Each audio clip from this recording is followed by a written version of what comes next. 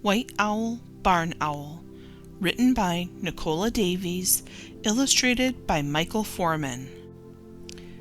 We have already read the book The Barn Owls. What do you remember about barn owls from the book we read before? In that story, barn owls have lived in an old barn for at least 100 years. You might be wondering what happens when there is no barn for barn owls to live in. White Owl, Barn Owl, written by Nicola Davies, illustrated by Michael Foreman.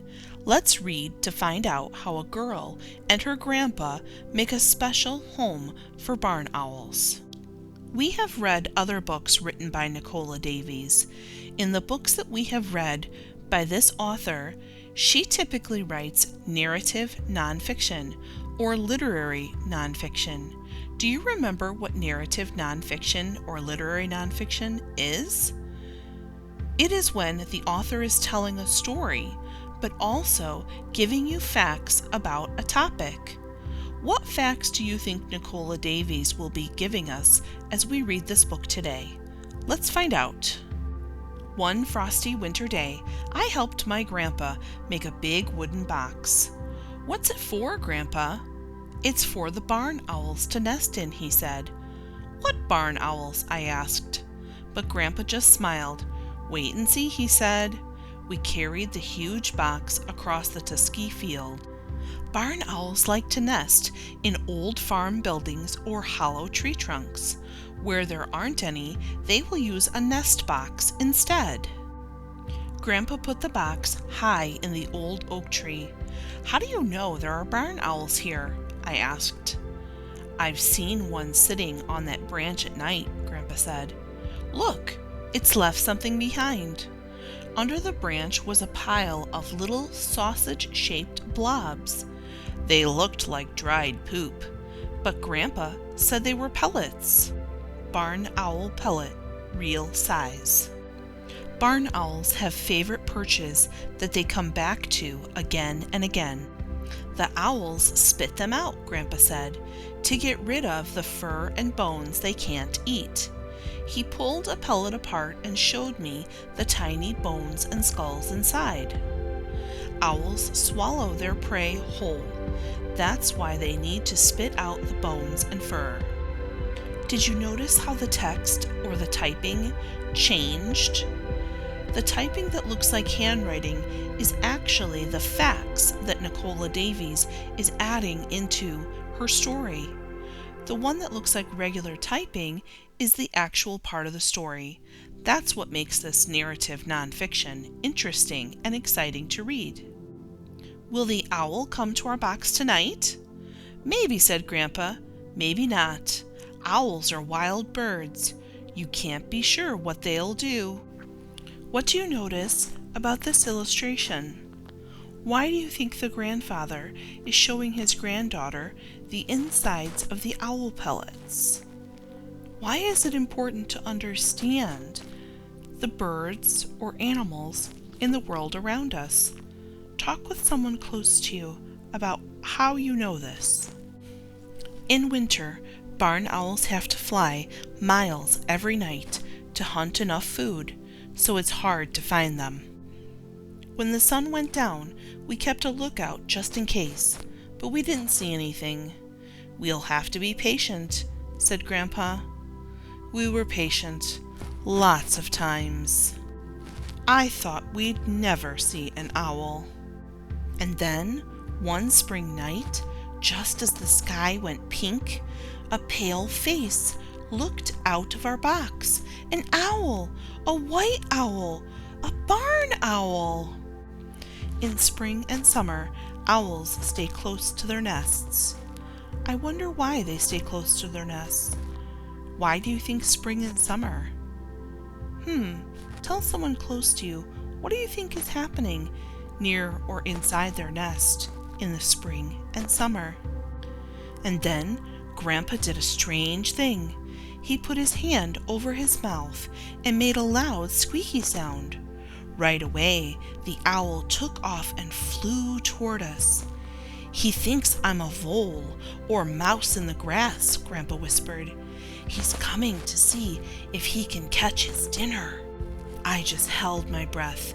The owl's whiteness gleamed, and its face was like a pearly heart. A barn owl's huge eyes can see when it's too dark for human eyes to work. The heart-shaped ruff around the barn owl's face helps to guide sound to its super sharp ears, which are just holes under the feathers on its head. Under their feathers, owls are slim. Their bones are hollow, which keeps their bodies light and makes flying easier. The owl came closer and closer and then landed in the tree, right by our hiding place. It was so light, it hardly bent the twig it perched on. I could see the tiny ruff of feathers around its face, like stiff lace. I could see the speckled browns on its back. I could see the shine of its big dark eyes. I could have reached out to touch its velvety softness. And then it raised its wings like an angel and took off. It was so quiet. All I heard was my own beating heart.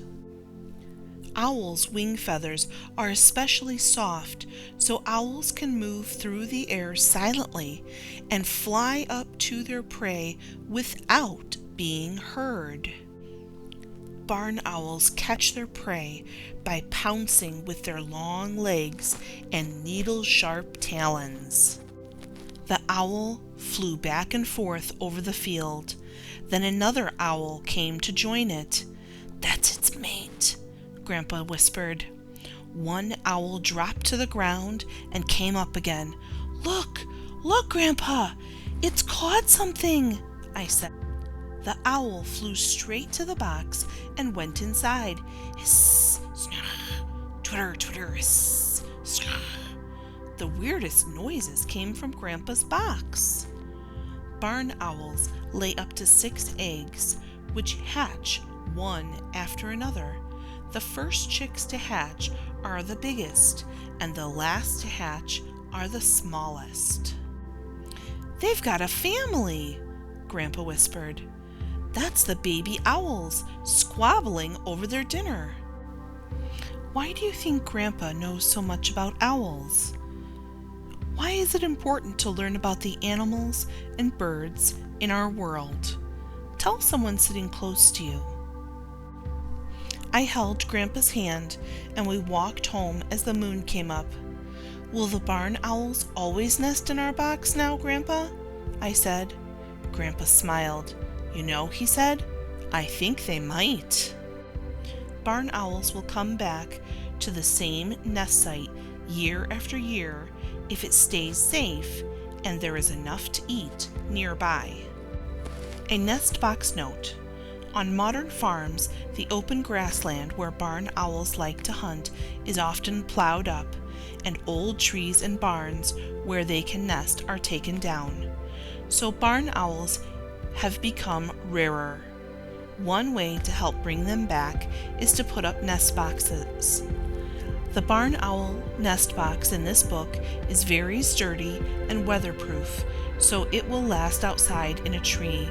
But nest boxes inside barns, protected from wind and rain, can be very simple. Just an old crate will do. All nest boxes should be 10 to 15 feet up to be safe from predators and people, and should have nothing in the way of the entrance so that owls can fly right in. You can get information about how to make a nest box and where to put it from your local wildlife protection organizations. Sometimes it takes a while for owls to use a new nest box, but be patient, and you could have a barn owl family in your box. This book, like other books that are narrative nonfiction, also has an index where you can find more information on specific pages. I hope you enjoyed this book as much as I enjoyed reading it to you.